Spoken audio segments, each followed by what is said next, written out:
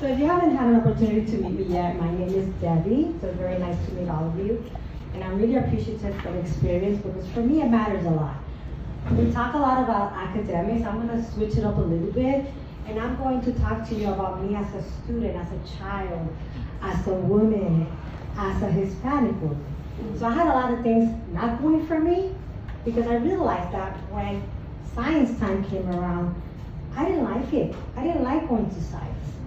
I had the best intentions. I wanted to learn. I love learning. Learning for me is like drinking water and eating. Like, it's really important for me. But when I was in that space, I never felt like I belonged. I wasn't looked at, I wasn't asked questions, my opinion didn't matter. So for me, science was not a happy place. But it was something that I was curious about. I did have the curiosity. But somewhere along the line, somebody killed my curiosity because it wasn't a happy place for me. So as I became a classroom teacher, I knew that even though I was not comfortable with science, science was important. So back then, I've been teaching over 30 years. I would go to the science stores, remember those with all that? And I would find a theme and I would create my own curriculum and I would teach science because I knew that it was important. But I always knew that something was lacking, right? I didn't have standards, I didn't have anything concrete. So eventually, as I worked at Seattle Public Schools, and by the way, I'm a science curriculum specialist at Seattle Public Schools, they adopted the Amplified curriculum. At that point, I was very excited, but I was also scared. Scared why? Because now I had to be open with my colleagues and let them know, I don't know how to teach science. I'm scared. I'm scared of what was coming, right? So for me, that was a paradigm shift. All of a sudden here I have a curriculum that I can offer my students, but I need to feel confident. Because if I'm not confident, the students are not going to buy into it, right? So this made me feel that I needed to show my vulnerability. Why?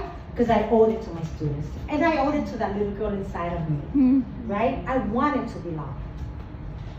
So I got support from UW, I got support from Seattle Public Schools, I partnered up, and this is where everything changed for me. But at the same time, I had to give myself permission as an educator with 30 years of experience, back then it was 25, because I had skills and I had strength and I am a good teacher. I know I'm a good teacher. Yes, you are. I just did not feel comfortable teaching science because I wanted to give my students the best, not just that, not just the base, high quality science teaching. So I remember my first lesson, there was, they gave me PowerPoints. And I'm teaching kindergarten. So I do my first lesson, I prepare, and I'm like 10 minutes into the lesson, and the kids are like all over the place. And I'm like, oh, I made a mistake.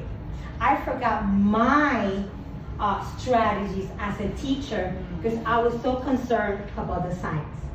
So when I partnered up with the people that were working with me, I shared with them my experience. I cannot do PowerPoints. I kept the pictures and the videos, but I did an outline on the board, and that's how I taught, and I was just to remind, and I was in front of the students, moving around, being animated, and that worked, right? So we became partners. So when we support teachers, we have to think, we're not up here and they're down there.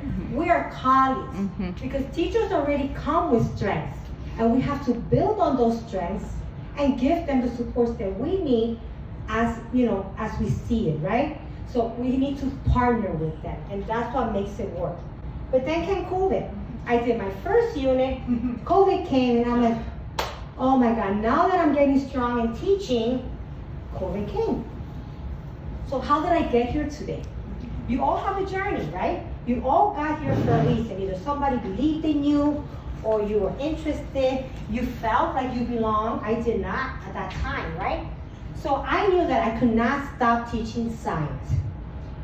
And they asked teachers if they could please video the lessons because we wanted to be able to provide that to the students. Well, teachers had a lot on their plate, so did I. But I knew how important it was, And I was already been given the opportunity, and I did not want to stop that ride.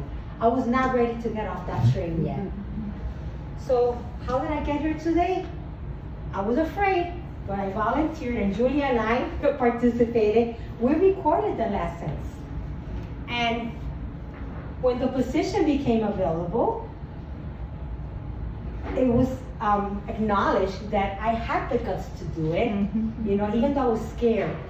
But my students matter. Our students matter. At the end of the day, we want to show our students that they can make it. They can be each of us that are here today, right? And this is my journey. That's how I got here. So I want you to think, what got you here? Who believed in me, right? And we need to do the same thing with our students. We can't give up. We have to really, don't give up. Have high expectations, regardless of the age. Thank you, Debbie.